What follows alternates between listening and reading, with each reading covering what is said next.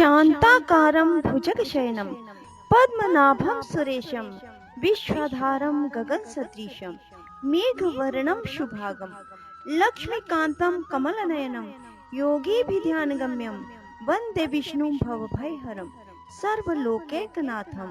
राधे राधे मेरे प्यारे भाइयों बहनों माताओं व बंधुओं, संस्कार की बातें चैनल में आपका स्वागत है। बंधुओं, आज मैं आपको श्रवण करवाने जा रही हूँ कामिका एकादशी व्रत कथा, पूरन पूजा विधि और महत्व। बंधुओं, एकादशी व्रत का पारण कब होगा? एकादशी व्रत में क्या खाएं, क्या ना खाएं?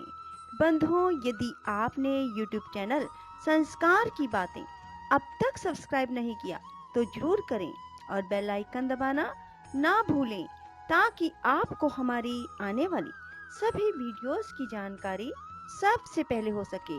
बंधुओं, श्रावण मास के कृष्ण पक्ष की एकादशी पवित्रा एकादशी अथवा कामिका एकादशी कहलाती है।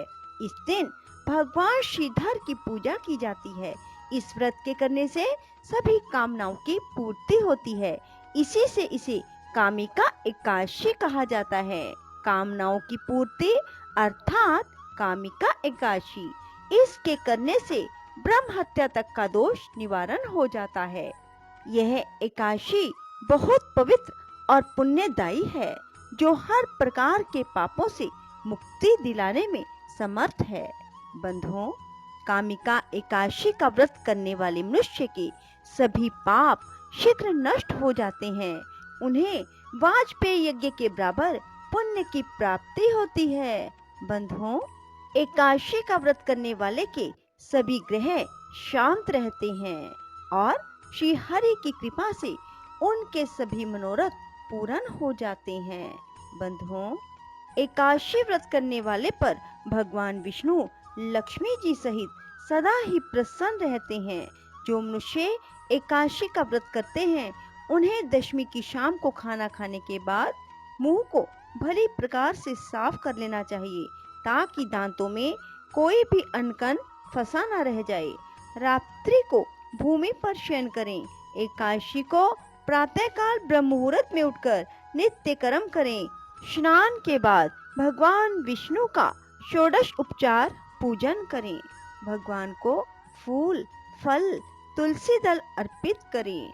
भगवान के समक्ष शुद्ध घी का दीपक जलाएं और पूरा दिन भगवान के पूजन, कथा, भागवत के श्रवण, विष्णु भगवान की कथा, भजन आदि में बिताएं और रात्रि जाग कर बिताएं। द्वादशी को प्रातःकाल स्नान ध्यान आदि करने के बाद सर्वप्रथम किसी ब्राह्मण को भोजन कराएं और उसे भगवान विष्णु के निमित्त दान व दक्षिणा देकर विदा करने के बाद ही व्रत खोलें।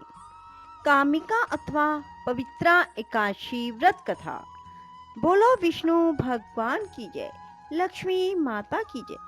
श्री कृष्ण भगवान कहने लगे, हे युधिष्ठिर, इस एकादशी की कथा को एक समय ब्रह्मा जी ने नारद जी से कहा, वही मैं तुमसे कहता हूँ। नारद जी ने ब्रह्मा जी से पूछा, हे पितामह, श्रावण मास के कृष्ण पक्ष की एकादशी का नाम क्या है, क्या विधि है, उसका महात्म क्या है? यह जानने की मेरी बहुत तीव्र इच्छा है, कृपा पूर्वक मुझे बतलाइए। भगवान श्री कृष्ण ने कहा, हे राजन, ब्रह्मा जी ने नारद जी को जो कुछ बतलाया वह मैं तुमसे कहता हूँ। ब्रह्मा जी ने कहा था, हे देव ऋषि नारद, लोक कल्याण की भावना से तुमने बहुत अच्छा प्रश्न किया है। अब मैं जो पावन कथा आपसे कहता हूँ उसे ध्यान पूर्वक सुनो। श्रावण मास के कृष्ण पक्ष की इस एकादशी का एक नाम कामिका और दूसरा पवित्रा है। इस एकादशी की कथा सुनने मात्र से वाजपेयी यज्ञ का फल प्राप्त हो जाता है। इस दिन शंख, चक्र, गदा, पद्मधारी भगवान विष्णु का पूजन होता है। उनके श्रीधर, हरि, विष्णु, माधव, मधुसूदन आदि अनेक नाम हैं। उनकी पूजा का फल सुनो। गंगा, काशी, नैमिषारण्य, पुष्कर और सूर्य व चंद्र ग्रहण पर कुरुक्षेत्र में स्नान करने से, समुद्र और वन सहित पृथ्वी का दान देने से, सिंह राशि के बृहस्पति में गोदावरी और गंडकी नदी में स्नान करने से जो फल प्राप्त नहीं होता वह विष्णु भगवान के पूजन से मिल जाता है। जो मनुष्य श्रावण में भगवान का पूजन करते हैं वे देवताओं, गंधर्वों और सूर्य आदि सभी की पूजा कर लेते हैं। हे नारद, भीषण पापों के कीचड़ में फंसे हुए और संसार रूपी समुद्र में डूबे हुए मनुष्यों के लिए कामिका एकादशी का व्रत ही उद्धार करने वाला है। इससे बढ़कर पाप नाशक अन्य कोई उपाय नहीं। स्वयं भगवान ने ही कहा है कि इस एकादशी के व्रत के प्रभाव से जीव बुरी योनियों को प्राप्त नहीं होता। इस एकादशी को भक्ति पूर्वक भगवान को तुलसी दल अर्पण करने वाले संसार में ऐसे रहते हैं जैसे जल में कमल। इस व्रत के प्रभाव से अंतिम समय में मनुष्य यमराज की यातना और नरक के दर्शन नहीं करता और सीधा स्वर्गलोक को जाता है। विष्णु भगवान रतन, मोती, मणि, आभूषण से उतने प्रसन्न नहीं होते जितने तुलसी दल से। तुलसी दल अर्पण का फल 4 भार चांदी और स्वर्ण दान के बराबर है। ब्रह्मा जी ने आगे कहा, भगवान की अति प्रिय तुलसी को मैं सदैव नमस्कार करता हूँ। तुलसी के वृक्ष को सींचने से संपूर्ण यातनाएं, दर्शन मात्र से समस्त पाप और स्पर्श से मनुष्य पवित्र हो जाता है। जो मनुष्य भगवान के चरणों में तुलसी अर्पित करता है वह मुक्त हो जाता है। कामिका एकादशी की रात्रि को दीपदान और जागरण के महात्म का वर्णन चित्रगुप्त भी नहीं कह सकते। जो मनुष्य इस एकादशी की रात्रि को भगवान के मंदिर में दीप जलाते हैं उनके पितर स्वर्ग लोक में सुधापान करते हैं। जो गौशाला में घी या तिल के तेल का दीपक जलाते हैं वे 100 करोड़ दीपक युक्त होकर सूर्य लोक को जाते हैं। अंत में ब्रह्मा जी ने कहा, ब्रह्म हत्या तथा भ्रूण हत्या आदि पापों को नष्ट करने वाली इस कामिका एकादशी का व्रत मनुष्य को यत्न पूर्वक अवश्य करना चाहिए।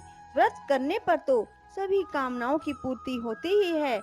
इस कामिका एकादशी के महात्म को श्रद्धा पूर्वक पढ़ने या सुनने वाले के भी समस्त पाप नष्ट होकर उसे विष्णु लोक की प्राप्ति होती है। बोलो विष्णु भगवान की जय हो।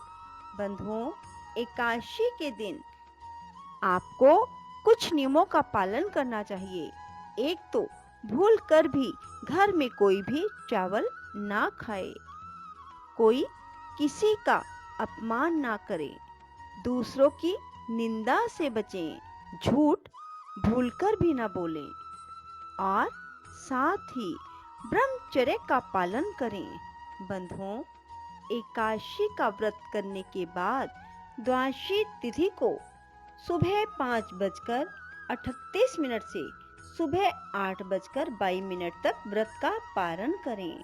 श्रीमन्नारायण नारायण हरि हरि, श्रीमन्नारायण नारायण हरि हरि, श्रीमन्नारायण नारायण हरि हरि, श्रीमन्नारायण नारायण हरि हरि, श्रीमन्नारायण नारायण हरि हरि, श्रीमन्नारायण नारायण हरि हरि, श्रीमन्नारायण नारायण हरि हरि, श्रीमन्नारायण नारायण हरि हरि, श्रीमन्नारायण नारायण हरि हरि,